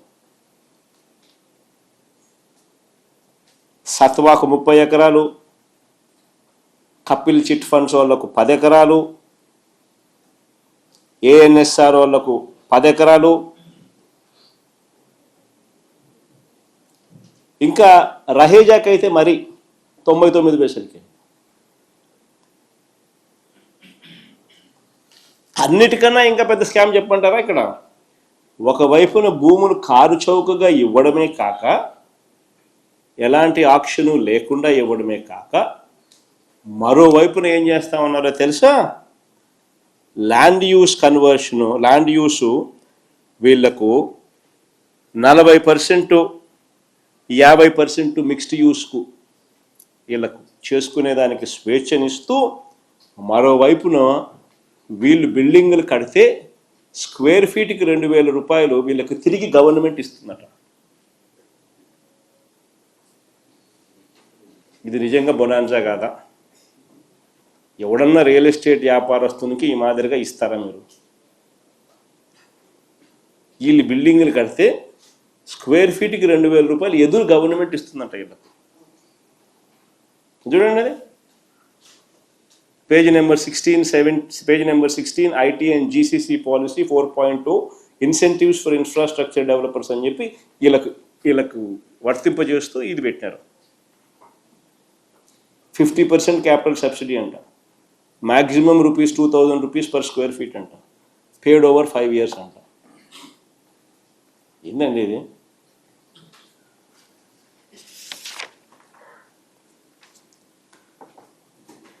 పోనీ అప్పుల టాపిక్ లేకపోదాం. ఇది కూడా చంద్రబాబు నాయుడు గారు కన్సిస్టెంట్గా తాను చేస్తూ ఉన్నది తప్పులు చేస్తూ ఉంటాడు, అబద్ధాలు తప్పులు చేస్తూ ఉంటాడు. మరోవైపున దుష్ప్రచారంలో భాగంగా అటువైపున చంద్రబాబు నాయుడు గారు విమర్శిస్తూనే ఉంటాడు, దుష్ప్రచారం చేస్తూనే ఉంటాడు. అప్పులు చేస్తే వైఎస్ఆర్సీపీ హయాంలో ఏమన్నాడు? ఎన్నికలకు ముందు 14 లక్షల కోట్లు, 12 లక్షల కోట్లు, 10 లక్షల కోట్లు. ఇప్పుడు కూడా అప్పుడప్పుడు చంద్రబాబు నాయుడు గారికి ఎవరైనా గిచ్చినారనుకో, సూపర్ 6 ఎందుకు వేయడం లేదు, సూపర్ 7 ఎందుకు వేయడం లేదు అని, లేకపోతే ఎంప్లాయీస్ ఎవరైనా స్ట్రైక్లో కనపడినారు అనుకో, మళ్ళీ మనమే గుర్తుకొస్తాం అని మళ్ళీ అబద్ధాలు. ఈ పొద్దురు కూడా మనం అప్పుడప్పుడు అబద్ధాలు ఆడతాడు. మన అసెంబ్లీలో ఒకటి చెప్తాడు, రికార్డ్స్ అన్నీ ఒకటి చెప్తాయి, గవర్నమెంట్ రికార్డ్స్ అన్నీ ఒకటి చూపుతాయి. అసెంబ్లీకి వచ్చేసరికి ఒకటి చెప్తాడు, మళ్ళీ పబ్లిక్ మీటింగ్లలో ఇంకోటి వచ్చి మళ్ళీ ఇంకో మాట మాట్లాడతాడు. రికార్డ్స్ ఒకటి ఉంటాయి, ఈయన మాటలు ఒకటి ఉంటాయి. ఆశ్చర్యం ఏమిటో తెలుసా? ఇక నిజంగా గమనిస్తే అసలు అప్పుల స్టేట్మెంట్ ఒకసారి చూపించము ఒకసారి. ఇది స్టేట్మెంట్ ఒకసారి మీరు గమనించండి. వైఎస్ఆర్సీపీ గవర్నమెంట్ హయాంలో చంద్రబాబు నాయుడు గారు ముఖ్యమంత్రి కాక మునుపు, ముఖ్యమంత్రి చంద్రబాబు నాయుడు గారు 3 స్టేట్మెంట్స్ కనపడతాయి ఇక్కడ, దీంట్లో ఉన్నాయి. ఒక స్టేట్మెంట్ చూస్తే చంద్రబాబు నాయుడు గారు ముఖ్యమంత్రి అయ్యే నాటికి ఎంత అప్పులు ఉన్నాయి, చంద్రబాబు నాయుడు గారు అధికారంలో నుంచి దిగిపోయే నాటికి ఎంత అప్పులు ఉన్నాయి అనేది ఒక స్టేట్మెంట్ కనిపిస్తుంది. సిమిలర్లీ వైఎస్ఆర్సీపీ అధికారంలోకి వచ్చే నాటికి ఎంత అప్పులు ఉన్నాయి, వైఎస్ఆర్సీపీ అధికారంలో నుంచి దిగిపోయే నాటికి అప్పులు ఎంత ఉన్నాయి, చంద్రబాబు నాయుడు గారు అప్పులు ఎంత చేశాడు, వైఎస్ఆర్సీపీ ప్రభుత్వం అప్పులు ఎంత చేశారు అని చెప్పి ఆ 5 ఏళ్ల పీరియడ్ కంపారిజన్. చంద్రబాబు నాయుడు గారి హయాంలో ఆల్ కైండ్స్ ఆఫ్ డెట్స్, అంటే public debt, direct government borrowing అయితేనేమి, స్టేట్ గవర్నమెంటు గ్యారంటీడ్ డెట్ అయితేనేమి, state government government debt and state government guaranteed debt అయితేనేమి, non guaranteed liability of state government, state public sectors undertakings కూడా కలుపుకుంటే కూడా చంద్రబాబు నాయుడు గారి ఎక్కే నాటికి 2,57,510 కోట్లు ఉంటే, చంద్రబాబు నాయుడు గారు దిగిపోయే నాటికి 3,90,247 కోట్లు, అంటే ఆయన 2,49,350 కోట్లు ఆయన అప్పు చేస్తే compounded annual growth rate 22.63, 22.63% compounded annual growth rate ఆయన అప్పు చేసినాడు. అదే వైఎస్ఆర్సీపీ ప్రభుత్వం ఒకసారి గమనించినట్టయితే వైఎస్ఆర్సీపీ ప్రభుత్వంలో 3.32 lakhs 3,32,671 కోట్ల రూపాయల అప్పులు మనం చేసినాం. Compounded annual growth rate 13.57%. 3,32,671 కోట్ల రూపాయలు ఏదైతే మనం అప్పు చేసినామో ఇందులో 2,73,000 కోట్ల రూపాయలు డీబీటీగా అందించిన ఘనత మా ప్రభుత్వం. ఎవరికి ఇచ్చినాము అని చెప్పి పేరుతో సహా, ఆధార్ నెంబర్తో సహా, బ్యాంక్ అకౌంట్తో సహా డీటెయిల్స్ ఇవ్వగలుగుతాం. 2,73,000 కోట్ల రూపాయలు డీబీటీగా అందించిన ఘనత మాదైతే, చేసిన అప్పులు మొత్తం 3,32,000 కోట్లు మేము అప్పులు చేస్తే, చంద్రబాబు నాయుడు గారు ఈ 2 సంవత్సరాలు కూడా కాక మునిపే ఈయన గారు ఇప్పటికే ఎంత చేసినట్టు తెలుసా అప్పు? 3,02,303 కోట్లు. అంటే మేము 5 ఏళ్లలో చేసిన అప్పులో 90.87% ఈయన 2 ఏళ్ళు తిరక్క తలికి ఇప్పటికే చేసేసినాడు.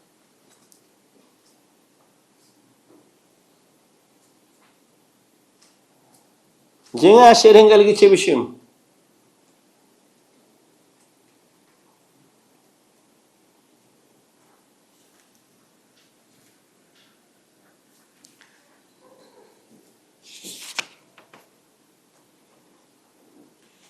మనం ప్రతి ఏటా సంక్షేమ క్యాలెండర్ విడుదల చేసి వాటిని క్రమం తప్పకుండా మనం అమలు చేస్తే, చంద్రబాబు నాయుడు గారు అప్పులు తెచ్చుకోవడానికి క్యాలెండర్ విడుదల చేస్తున్నాడు. వచ్చే 3 నెలల కాలంలో మరో 11,000 కోట్లు ఆయన అప్పు చేయడానికి కోసం ఆర్బీఐకి ఇండెంట్ పెట్టినాడు. ఈ అప్పులు తేవడానికి కూడా ఒక పద్ధతి లేదు, ఒక పాడు లేదు. రాజ్యాంగాన్ని కూడా ఉల్లంఘిస్తూ ఉన్నాడు.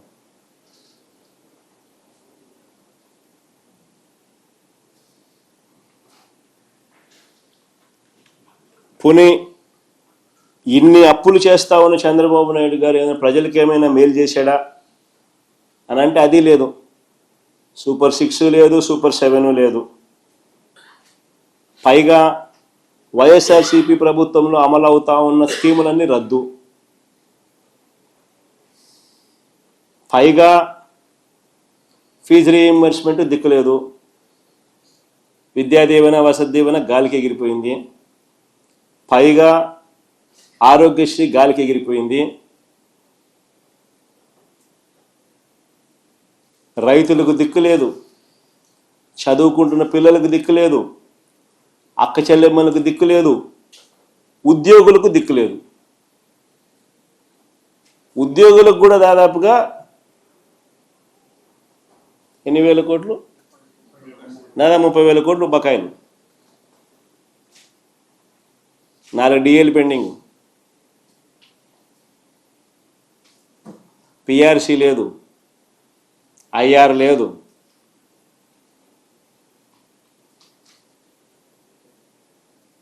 సరెండర్ లీవుల గురించి ఇంకా డిఎల్ దీని గురించి డిఆర్ దీని గురించి అసలు చెప్పాల్సి వస్తున్నా.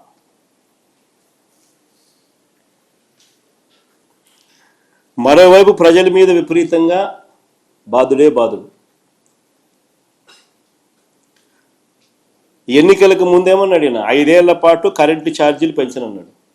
ఈయన అన్న మాటలు, ఎన్నికలకు ముందు కరెంటు ఛార్జీలు 5 ఏళ్ల పాటు పెంచనన్నాడు. ఈ 2 సంవత్సరాలు కూడా గడవక మునిపే ఏకంగా 20,135 కోట్లు కరెంటు ఛార్జీలు బాదాడు. అది పెట్టు మాస్టర్ చూపించు ఒకసారి ఎప్పుడెప్పుడు బాదినాడని. ట్రూ అప్ ఛార్జీలు అంటాడు, ఇంకో ఛార్జీలు అంటాడు, ఇంకో ఛార్జీలు అంటాడు, రకరకాల పేర్లు పెడతాడు. బాధుడే బాధుడు.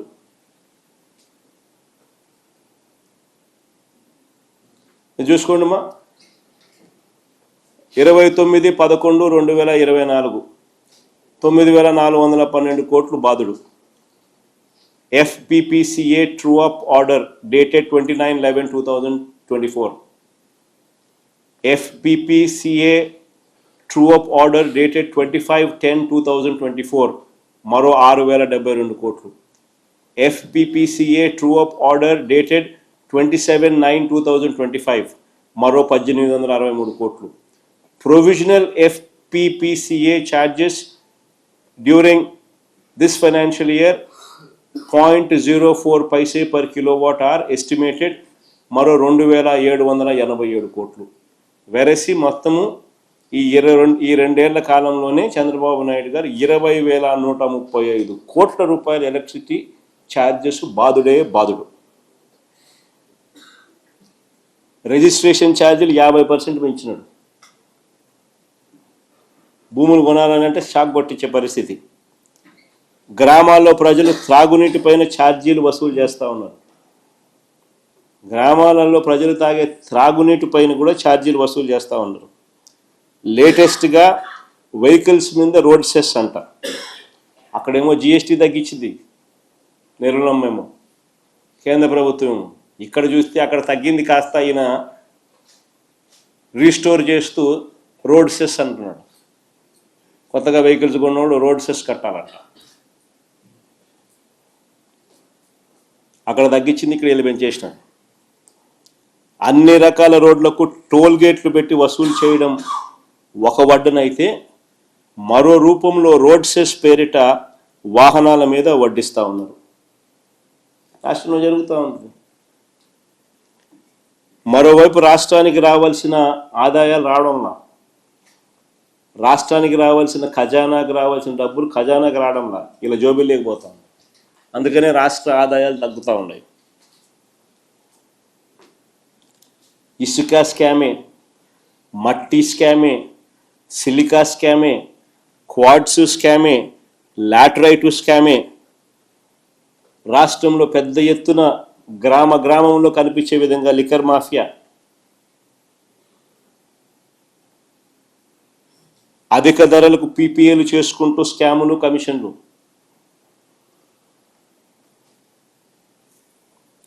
ఎక్కడ చూసినా ప్యాకెట్ క్లబ్బులు.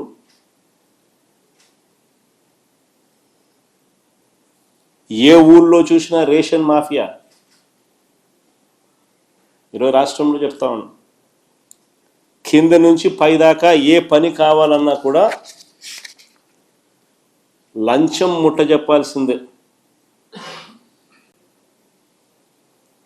రాష్ట్రంలో పరిస్థితి ఇది.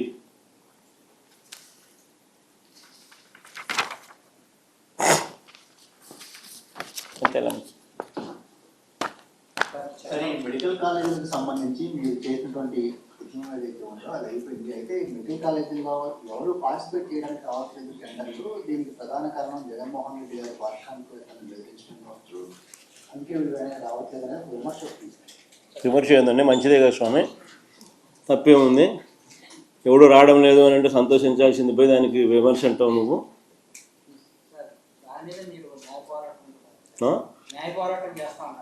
న్యాయ పోరాటంలో భాగంగా ఈరోజు నేను కోర్టులో నేను అడ్మిట్ కూడా అయింది కదా.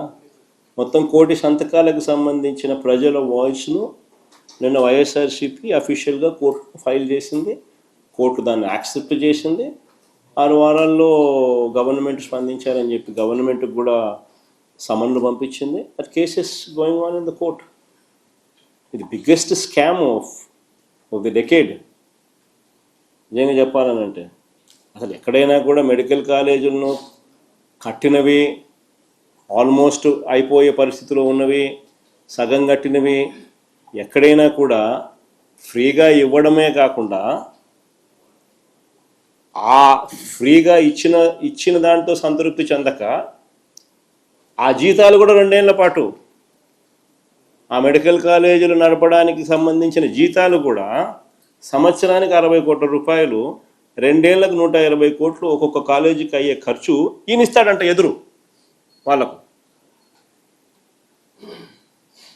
గవర్నమెంట్ ల్యాండ్, గవర్నమెంట్ ఆస్తి, గవర్నమెంట్ బిల్డింగ్లు, government medical college, government staff, జీతాలు ఇచ్చేది గవర్నమెంటు, కానీ లాభాలేమో ప్రైవేట్ వాళ్ళకంట. స్కామ్ కాకపోతే ఇంకేందండి ఇది? ఇటువంటి స్కాముల్లో నిజంగా ఎవరైనా భాగస్వాములు అవుతారా? అదే నేను మా నాని ప్రెస్ మీట్లో మొన్న మాట్లాడుతూ అన్నాడు. ఫస్ట్ ఏమన్నారు, కామినేని వాళ్ళు పార్టిసిపేట్ చేసినారని చెప్పి కిమ్స్ వాళ్ళు పార్టిసిపేట్ చేసినారని ఫస్ట్ టప డబ్బా కొట్టుకున్నారు. మళ్ళీ వెంటనే కిమ్స్ వాళ్ళు మేము పార్టిసిపేట్ చేయడం లేదు, ఈ స్కాముల్లో మాకు సంబంధం లేదు అని చెప్పి వాళ్ళు వెనక్కి తప్పుకున్నారు. వెనక్కి తప్పుకునేసరికి వీళ్ళకి ఏం చేయాలో దిక్కు తెలియలే. ఎవడో ఎల్లయ్యతోనూ పుల్లయ్యతోనూ డ్రైవర్లతోనూ వంట మనుషులతోనూ అప్లికేషన్లు పెట్టిస్తూ ఉన్నారు. పెట్టించి వాళ్ళకైనా సరే నేను ఇస్తానంటానండి ఇప్పుడు చంద్రబాబు. అంతేగానని సెంట్రల్ గవర్నమెంట్ ఎప్పుడు అటు చెప్పలేదు. మరి ఏ సెంట్రల్ గవర్నమెంట్ అలా చెప్పలేదు. మన ఛత్తీస్గఢ్లో కూడా, ఛత్తీస్గఢ్లో ఎవరు ప్రభుత్వం ఉంది? సెంట్రల్గా బీజేపీ ప్రభుత్వమే కదా ఛత్తీస్గఢ్లో ఉండేది. అక్కడ కూడా 13 మెడికల్ కాలేజీలు కొత్తవి, గవర్నమెంట్ మెడికల్ కాలేజీలు మొన్న స్టార్ట్ చేసినారు ఛత్తీస్గఢ్లో కూడా. గవర్నమెంట్ ఆఫ్ ఇండియా ఏదైనా కూడా ఎప్పుడూ కూడా కొత్త మెడికల్ కాలేజీలు ఎవరైనా పెట్టాలనుకుంటే కొత్తగా మీరు పెట్టుకోండి, అప్లికేషన్ మీకు ఇస్తారు. అదొక పద్ధతి. ఇప్పుడు కొత్తగా నువ్వు పెట్టాలనుకుంటున్నావు అనుకుని కొత్తగా అప్లికేషన్ పెట్టుకో వేరే చోట.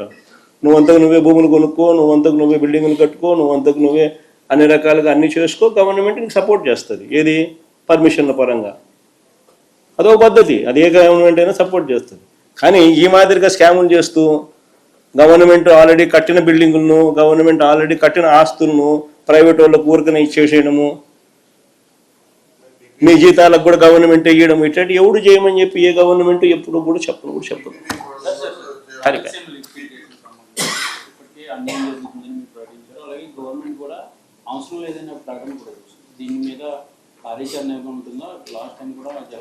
ఖచ్చితంగా వీటి మీద రాయలసీమ లిఫ్ట్ అన్నది రాయలసీమ ప్రజలకే కాకుండా రాష్ట్ర ప్రజలకు ఇది నిజంగా అవసరమైన ప్రాజెక్టు.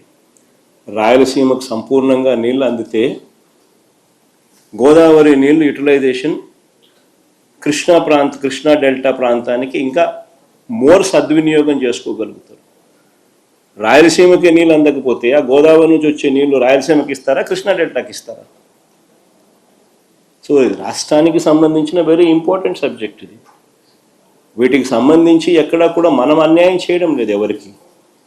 మనము మన రాష్ట్రానికి మాత్రం న్యాయం జరిగేట్టుగా మాత్రమే అడుగులు వేస్తూ ఉన్నాం. ఈ అడుగులు వేసేది చంద్రబాబు నాయుడు లాంటి అన్యాయమైన వ్యక్తి అడ్డుకునే కార్యక్రమం ఏదైనా ఉంటే తన స్వార్థం కోసం అడ్డుకుంటే అడ్డుకోవచ్చేమో, కానీ అది ఓన్లీ టెంపరీ. ఖచ్చితంగా దీని మీద కూడా ఉద్యమాలు జరుగుతాయి. ఖచ్చితంగా మళ్ళీ అధికారంలోకి మేము వచ్చిన తర్వాత వాయువేగంతో ఈ ప్రాజెక్టు కూడా పూర్తి చేస్తాం. టీడీపీ గవర్నమెంట్, మీరు గవర్నమెంట్లో ఉన్నప్పుడు టీడీపీ వాళ్ళు ఆంధ్ర, శ్రీలంక అయిపోతుంది, సోమాలియా అన్నారు. ఏమవుతుంది సార్?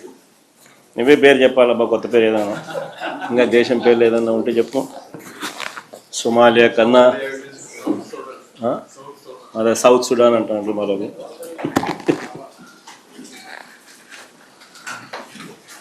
ఈశ్వరు